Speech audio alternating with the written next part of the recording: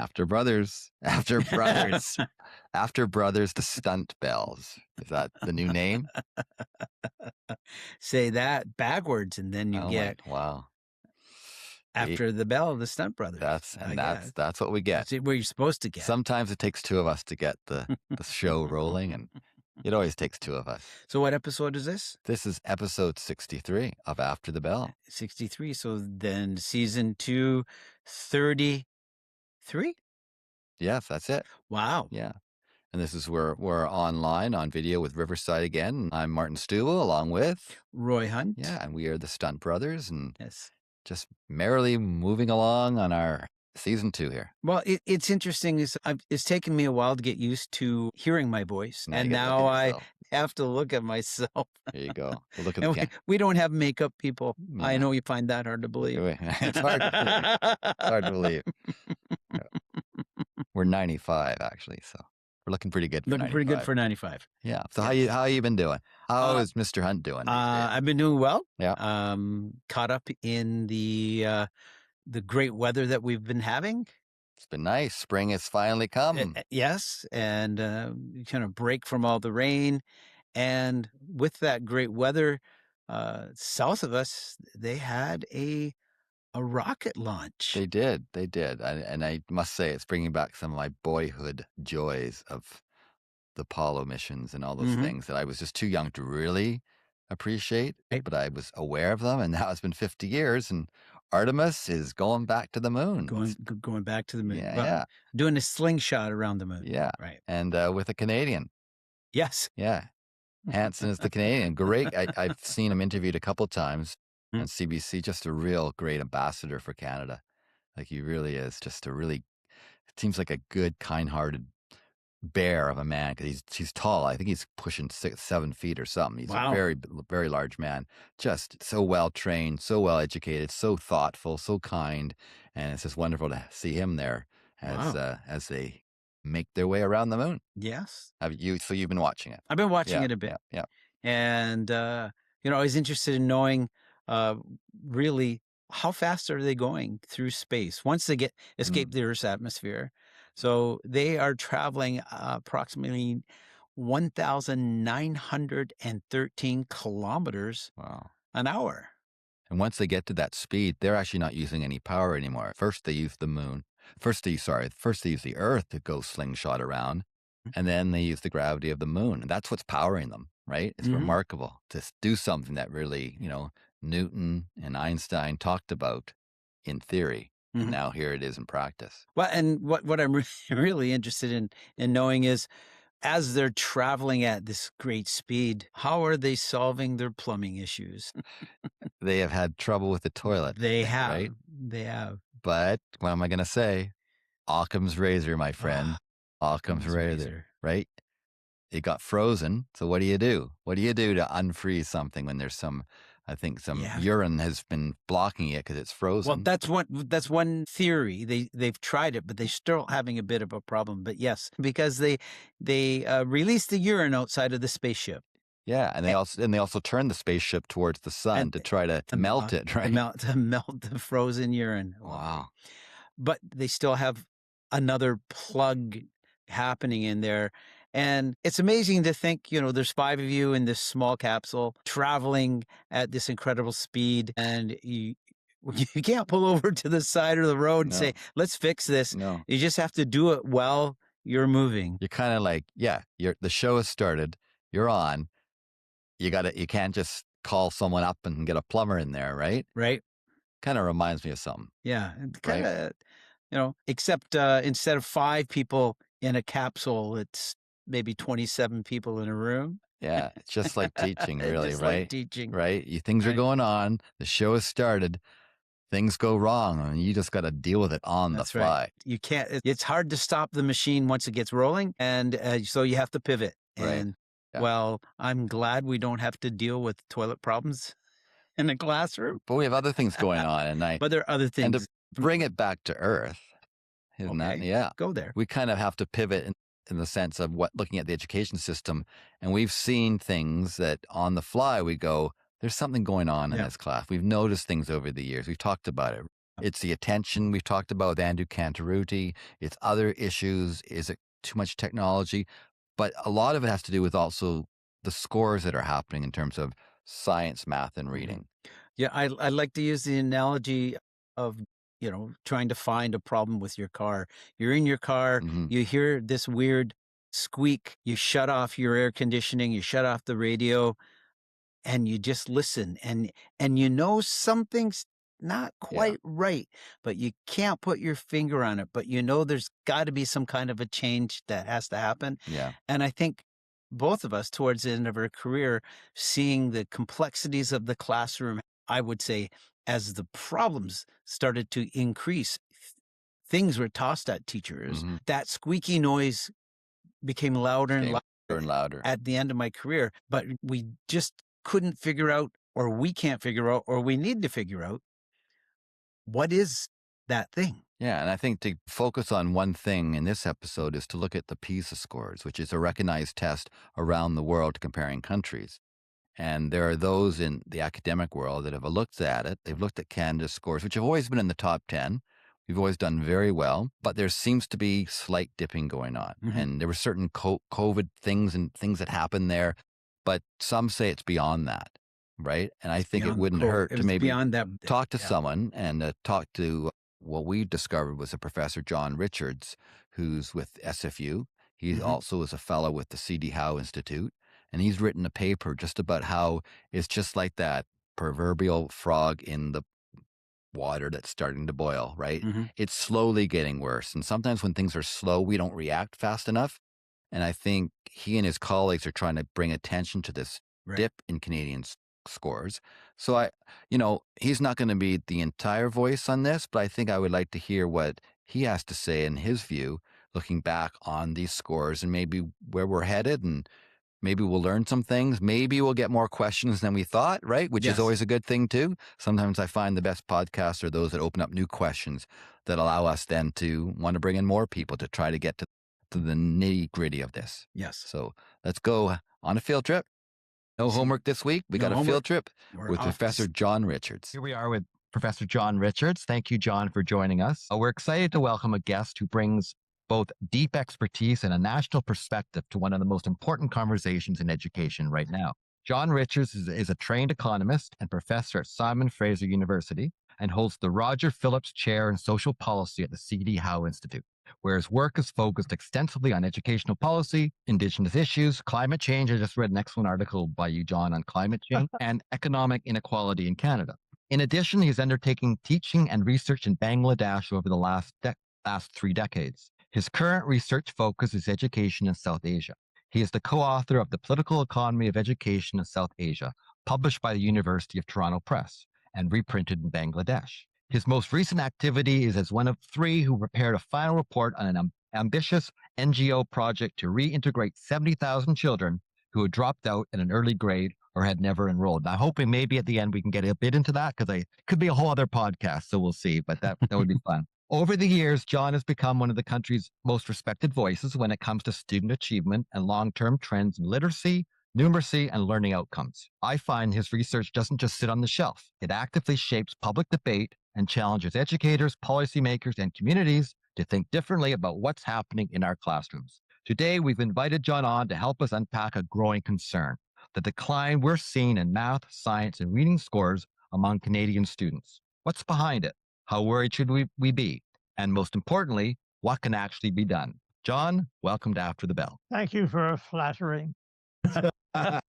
So, because this is a podcast about teaching and about teaching issues, I have to ask you something about teaching. And the question I want to ask you is, do you have a favorite teacher from your past that had an impact on you? This will take up half the hour, which who would I say? I've worked for the last 2 decades of my academic role, and the manager, director of that particular public policy school, she was very good. Now, that's not really what you want. Is there someone like go back even to the No, secondary? no, of course, of course. I'm too old to go back and All right. failed the first. So K to 12 teachers report that students are often 2 to 3 grades levels below reading and in reading and math.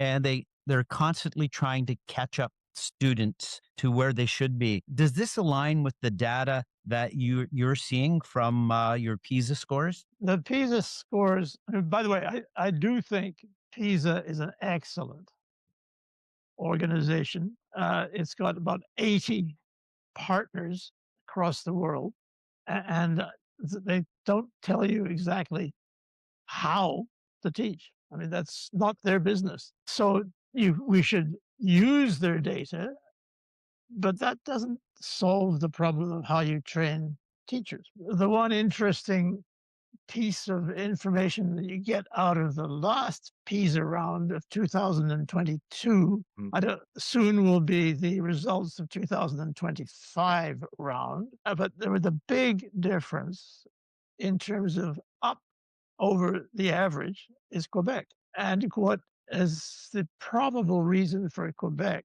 is that their secondary level teachers have got more math under their belt as becoming teachers than on average in the other provinces. And that's probably the best explanation. Do you feel that there's been some changing in the way we teach math, that it's become more inquiry based, right? Oh, Where let's discover the answer rather than learning, we need to get some of just the hard nitty gritty down pat first? well, I mean, I admit that I'm an old fashioned person on this stuff.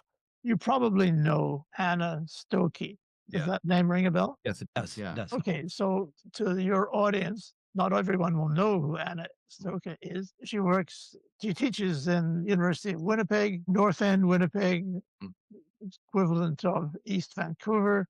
Most of her students are weak, and she blames mostly on teachers not being willing to do the teaching, and that it is silly to use the discovery math issues. She's very much conservative on this, and she's all in favor of memorizing the multiplication tables, for example, and she believes in doing them lots and lots and lots of questions to do from subtraction through to multiplication and division and addition. And I found like even things like memorizing your times table, it's kind of been pushed up into later grades. Like it used to be something like, grade 3 or so, you should know your times tables. But now it's suggested you work on them, develop them, but there's no hard time where they say, you need to know your times tables. By this grade. Yeah. And Yep. I find Mhm. that if you don't have some kind of core understanding of something, it doesn't matter what you do, right? And you can pull out that calculator, but if you look at the answer and you don't know whether it's right or wrong, you're not really learning. Well,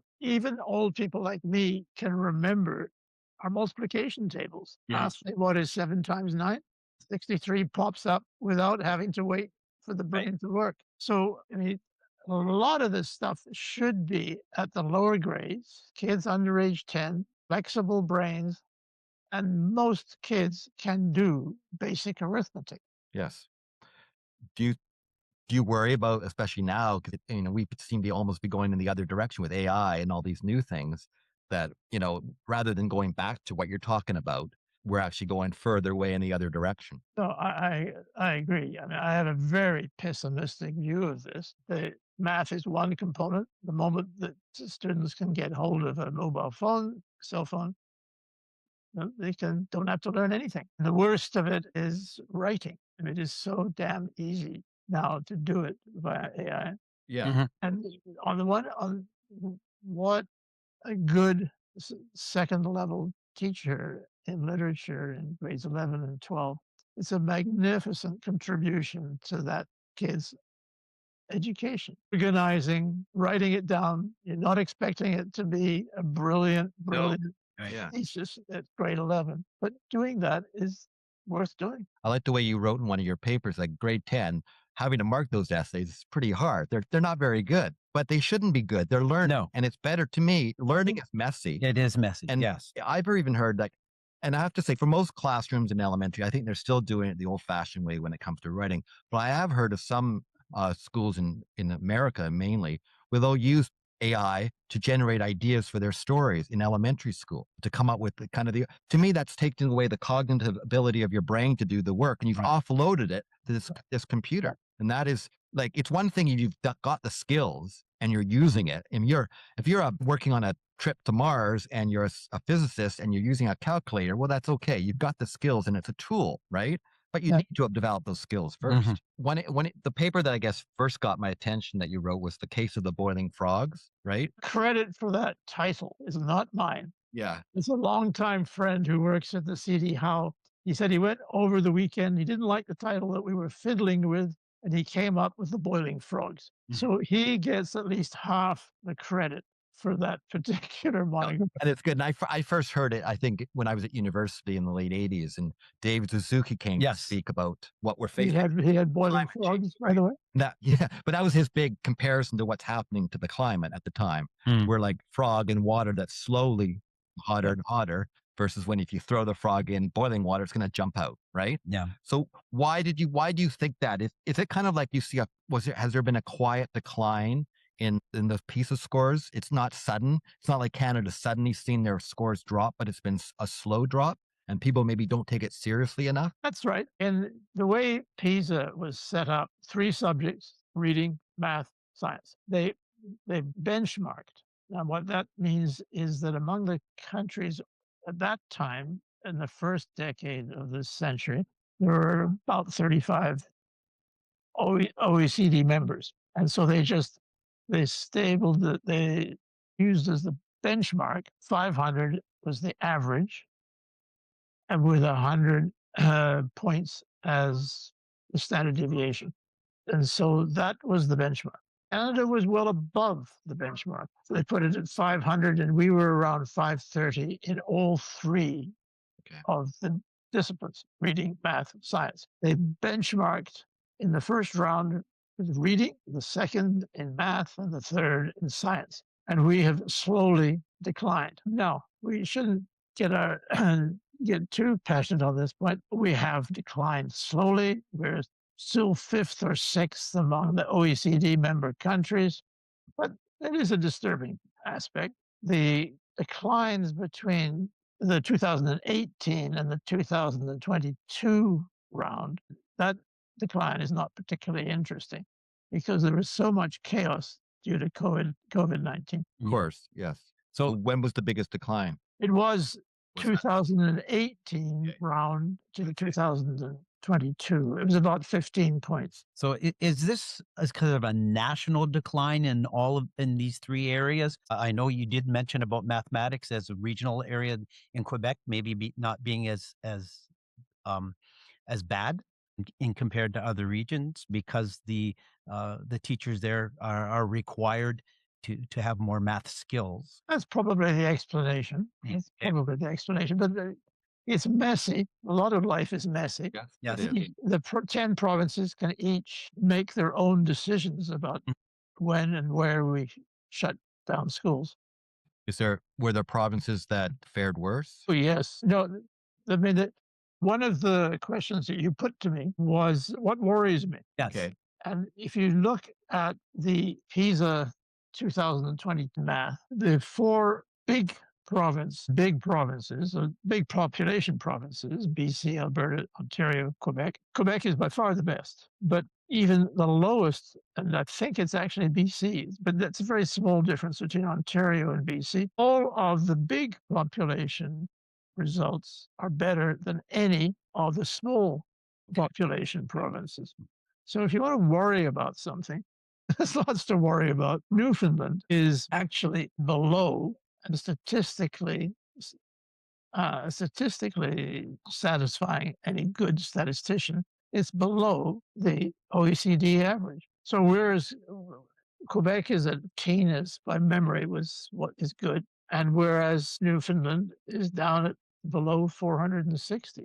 Now that is half a standard deviation. Any theory why? I don't have a good theory on this. Maybe salaries are lower relative to those in the big population provinces. Maybe we ought to be looking at some working together among the 4 Atlantic and 2 weak small provinces, Saskatchewan and Manitoba. Now you said, I mean, of course it was chaotic times with COVID. How do we know that this is all not because of the declines in teaching that happened during COVID and more online learning? I guess, are we looking forward then? I guess the next one's 2026 this year. Is there a No, it's every 3 okay? years. Now- 2025 survey has probably been done. So, but looking back in history, when did Canada's scores begin their this slip? No. Well, as I was saying, if you think of a bell curve, Yeah. Okay. 500 average, Yes. Canada was well above the average on all three subjects. We started out in the first decade Yeah. Okay. in around 530. Yeah. So that's pretty good. Now, just to put this into the context of the Western Hemisphere, by far, let's just stick to math for a moment. We are far, far better than America. US is below the OECD average. Every country in Latin America is below the OECD average. Which countries are doing the best? Well, in Western Hemisphere, it's Canada. But But if you want the best, of the OECD. it's Southeast and East Asia. If you want to be very simplistic about it, people in China, Taiwan, Korea, Vietnam, the actual top was in Singapore. And is that across the board at all in science, math, and reading? Mhm. Can't stop families in East Asia from telling the kids to go back to the room and study some math more.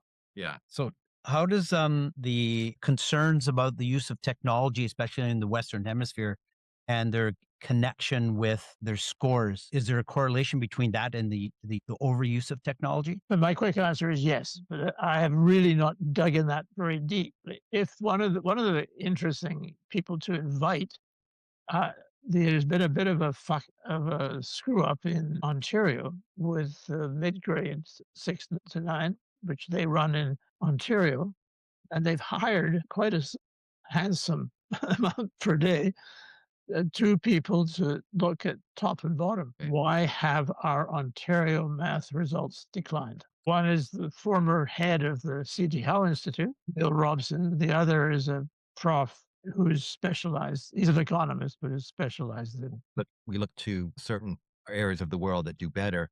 But do their families promote more learning, more reading? Then maybe we're losing that too. Do you think at the home where we don't go home to where we see our parents read? We're surrounded by books. Everyone gets out their screen. Like, I think it's not just the school that may be affecting this. Of course. It's a societal thing, right? Yep. That's definitely the break. But it's one of the. If you look at all of the quality newspapers around the world, they're all worried about kids spending too much time on their mobiles. Adults too. Yeah. Yes. I mean, it's the talk of the day. It certainly is, right? Humans, we talk a lot, but then we jump onto the next one. Here comes AI, and we jump onto it, right? Right. So that's the concern.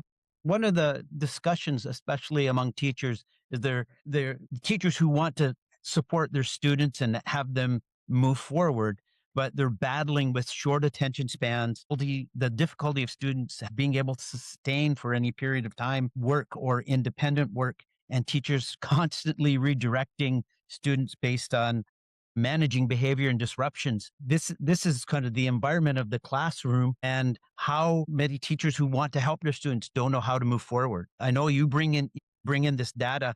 So what do you think? Well, one, let's not say Canada is in the bottom. It's doing reasonably well. Getting teachers to make their subjects interesting, that's part of being a professional. Yeah, absolutely. And so a good teacher has got professional standards, is damn interested in the kids, but nonetheless is going to try and make the kids, depending upon the grade, learn multiplication, learn factoring the equation, etc. I know that it's not brilliant learning of some special prize. It is something which teachers need to have a profession, respect, and that parents respect that. The senior people in governments are prepared to pay for reasonable salaries. Mhm. One of the dangers here is that you get 2 groups, the senior government people in the cabinet. They've always got various things they would like to spend on. And then on the other side, you've got a tough teachers union, and they just battle each other. And BC is well known for its strikes. That does harm to education. And the same story can be told in the health sector, where the provincial ministry does not want to increase the health budget, but feels maybe it has to. Doctors of BC, in the case of British Columbia, are organizations run by professionals at the top. It is not a particularly healthy situation. Don't you think sometimes some governments almost they want certain public systems not to work because they support a certain ideology that then says, well, let's bring some private enterprise into this, right? Especially with the healthcare system you talk about, right? Often it's falling apart. There's problems with it, so let's just bring in the solution will be private. And then we do drift more and more, I think, then towards the States, where you'll have great schools for certain people, Right. but not public education, Yeah. which is kind of the point Yeah. of public education. It's this great equal playing field that allows everybody to have opportunity. Well, maybe we're making everybody bored here because the three of us are more or less in agreement. Yes, we are. A good education system is deeply concerned with the average kid. Yeah. And that's important. You're happy to have really good kids who are up in the top, but don't ignore the average kids. So you can have a fairly broad distribution. Nothing is simple here. No, but we often hear people with simple solutions, don't we? Yeah. Times, right? It's Yes. it's voucher schools, right? It's whatever it is. They come along with this idea that it's a complex problem. And we just, yeah. Well, I mean, we should at some point say some critical things about Western Hemisphere, South and Southern in Latin American countries. If OECD, Mexico is the bottom. Why is it in the bottom? It's undeniable that the union of the teachers in Mexico are linked to the left-wing party, and they do what the union wants, and they're not prepared to fire teachers who are clearly weak. There's no way, in my opinion, of having read a fair bit about Mexican politics and education, that's a serious problem, and the Mexicans are not dealing with it. There's a lot of problems in Mexico, and like many other things, starting with fentanyl, if you like. You put it on the union then that it's On this issue, yes. okay. Now, there was apparently up to 2018, there was a more or less conservative, old-fashioned president of the country who did want to seriously improve the results of Mexico. And when the next fellow came along, he was very linked up with the unions and said, okay, let's scrap this exercise in trying to improve the quality of teaching. And sure enough, Mexican results remained at the bottom. But did he try to improve it by saying, let's increase funding to teacher training programs, reduce class size, supports for the You're digging into the end of my knowledge of Mexican politics. you didn't want us to get along so well. So I'm trying to find something to Well, I mean, one of the more interesting examples is the Scandinavian countries claim that they're excellent, and they're not. Back in the early teens, Sweden, and I think it was the 2012 round, it collapsed yes. in quite a large decline. Mm. This resulted in a lot of aches and pains of the press and the teachers' unions, etc. And they did clean things up. So it's not brilliant in Sweden. One of my speculations is that Finland, which for many years was near the top in the PISA rounds, but this time they collapsed too. So what's Wow. going on then?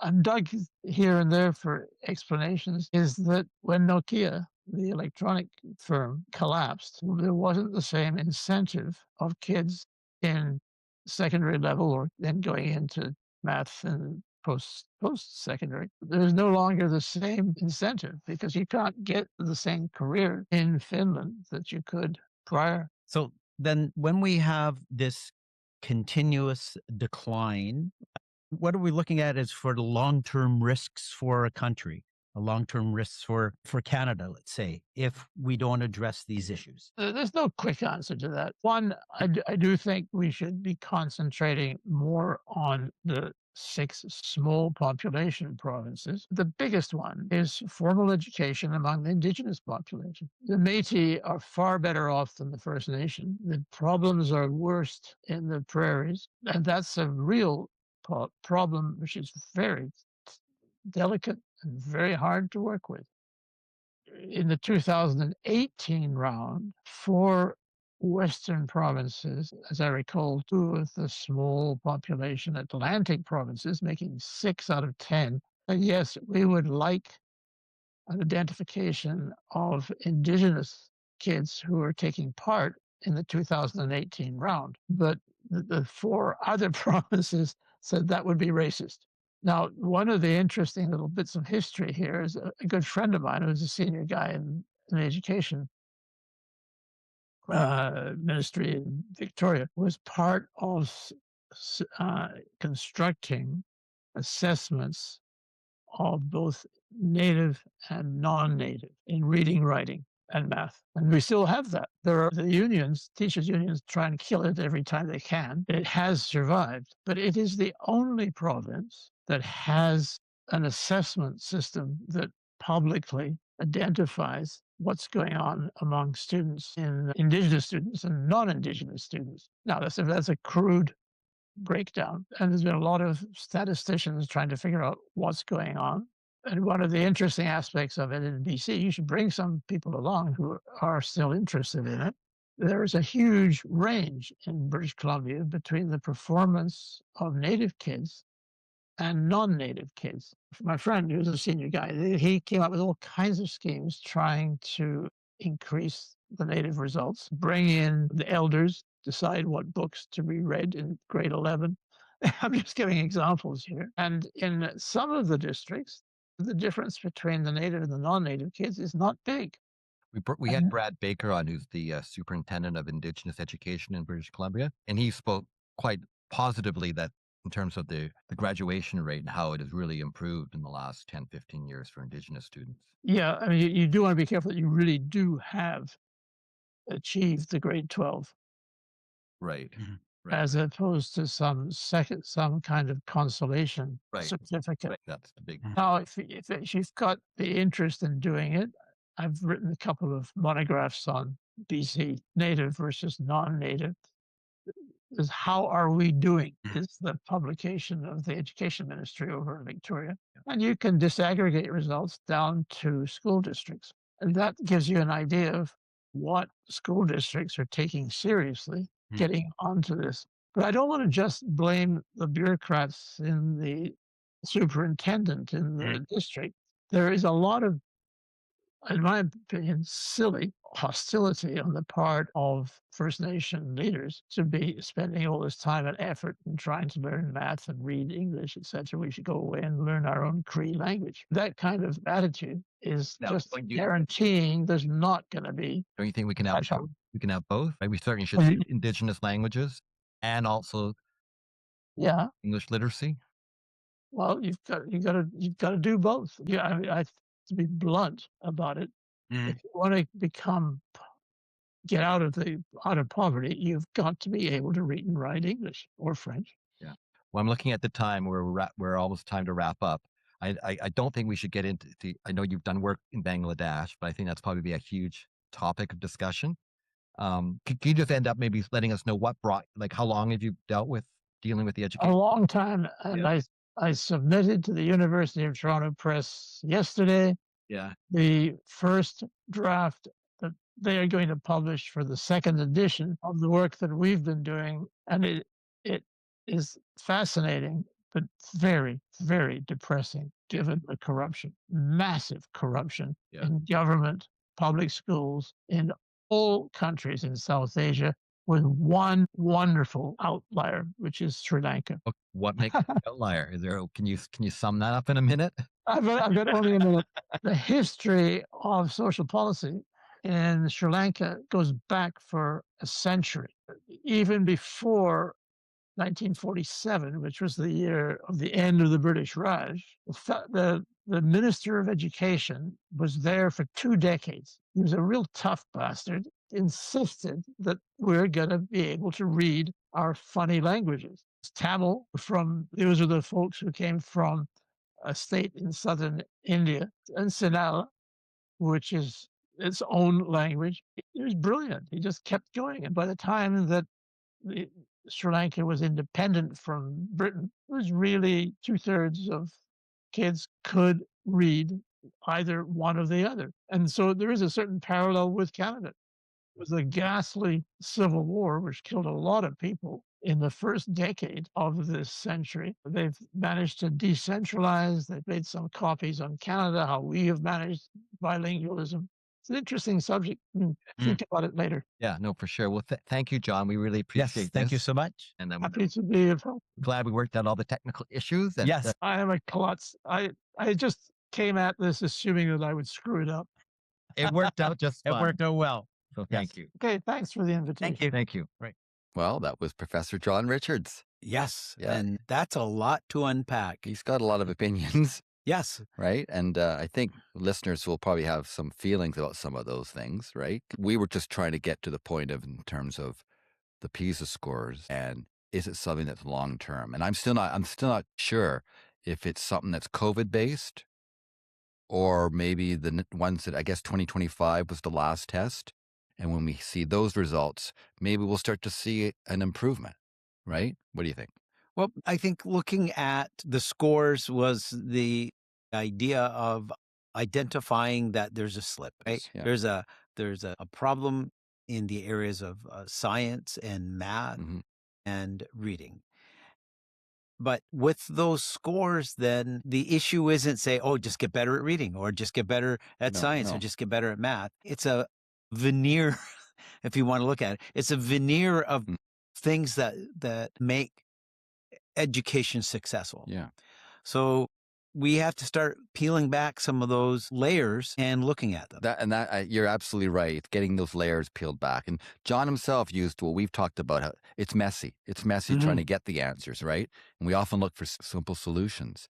And I think we're just trying to explore, talking to different people, and peel back those layers and Yes. figure out what's going on. Because you are right. That car is making a sound. There is a sound in that car. It's not that there's nothing going on, right? And there are people all over the world trying to find out how to fix that sound. With the introduction of AI, some people are going in that direction of, hey, AI will fix this, right? I talked about some AI schools that are opening up in the United States. There's 50 of them right now, where students would spend 2 hours with with AI that specifically catered to their interests and their wants and supports their needs that are identified. And then the rest of the day, they work with the other students in a social environment. Okay. It sounds great. And then there was something, again, from the south of us. The White House was talking about robots and robotic teachers Yeah. as a means of the future of educating students. And then at the same time, we were talking with Andrew Cantaruni about we need to help our students have sustained attention and pulling out technology and the idea of creating an analog class where we encourage prolonged reading, handwriting, cursive writing, Memorization of certain basic memorization. facts. And so there's these different approaches, but much like Artemis going across space, they're trying to fix a plugged toilet as they travel through space. And as we're teaching, there are people around us trying to fix what they think is the fix for teaching. As we're moving forward, we can't stop this thing. No. But how do we implement the things at each level of that veneer to make the education system better and to meet the needs of our students? And there's so many different responses, because I read an article in the New York Times about a school in somewhere in the Midwest U.S. where they are going to more of the analog schools, and they have excelled in their reading levels. And I think it's a real working class kind of school. They're exceeding. They're doing so well. So in some ways, this is an exciting time, because I think there's a lot of discussion going on. People are all listening to that car and they're hearing something going on. And some of them may be coming up with things that, well, I don't know what you're doing. But I think at least we're talking about it. Like maybe it's not like the cell phones when they were brought in, or the computers. We all jumped on. There was always voices, but not a lot. Most people just jumped on the bandwagon. I think right now people are saying, well, maybe we go back to cursive writing. Yeah. Maybe there's other changes we make. Maybe we don't do this. Maybe we do this. We got to keep talking. Right. And there's a great interest in privatization of schools, having schools work with a corporation, having Students choose the school they want to go to. The parents having vouchers where they say, I mean, "Oh, I want my we've seen child the to do results there," of that, right? and so areas of schools, areas of communities where the schools are vacated, Yeah. and other schools are overcrowded And that's and people interesting can't because, get to. just sorry, when you said the voucher, because I always thought of that as an American thing, but you got me onto this comparison of Sweden and Finland. Hmm. And I think Finland has done much better for the most part than Sweden has over the last few years. It may have changed again because these Right. PISA scores have changed for a lot of people.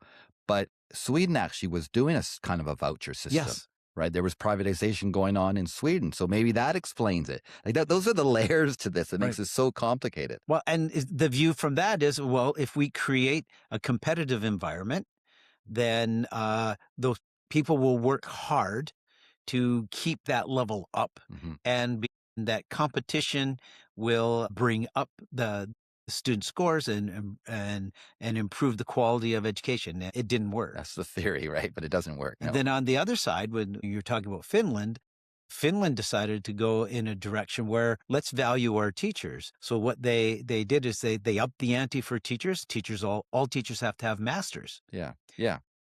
Those teachers are paid quite well. They are. And then when you're looking at jobs for engineers and for doctors, those teacher salaries are in that range of professionals. And they're well respected. People want to Yes. be a teacher. The waiting list to get into university, to get into the master's program for education in Finland is long because it's Right. such a well respected job. I think that plays a big part, right? Yes. John talked about Mexico, right? He had some opinions on there that whoa, really? Okay, I Mhm. wasn't so sure about. But I think part of it may be the status of the teacher and what they're dealing with and the Yes. struggles that Mexico is going Right. through with many levels, right? Yeah, well, and that's it. That's the other layer, right? I mean, we as we are part of a union here in BC. I can remember the number of times I was out on strike, Yeah. and to improve our wages, and Or to improve class size. But and many class often it size, wasn't for and wages. It was for making the system better, right? yes, but did I want to be out of the classroom? No. No, I was someone who loved teaching, but No. I wanted an improvement in the conditions in which I taught, and I Mhm. wanted an improvement in my wages. And as a result of that, I stood on the picket line. Mhm. And so when you have those things that are coming up, whether in schools, whether it's in Mexico or in any other country, the unions right now are the only means in which teachers can negotiate Yeah. changing the conditions and the wages Yeah. that they receive. So, as with all things Stunt Brothers and After the Bell, we want to hear your voice, right? And we have guests on that sometimes we agree, sometimes we don't. We want to hear your voice. Maybe Mhm. we'll agree, maybe we won't. Maybe you won't agree with us. This is why we're organic, right? Maybe some things touched a nerve today. Maybe some things you disagree with, some things you go, yeah, bang on. Let us know. Go to our website, go to our Facebook group After the Bell, find us at stuntbrothers.ca, and let us know. Share, share, share. This is how we get better. This is how we learn. This is part of our professional development, I find, Yes, it right? is. Getting this chance to hear people from different places, from academia, from those working right into the trenches, other areas of mental health, all those things that we've been bringing on to our podcast over the last 2 seasons that I Yes. think help all of us. So thanks everyone for listening, and we'll see you again on After the Bell. I look forward to some great comments. Yes.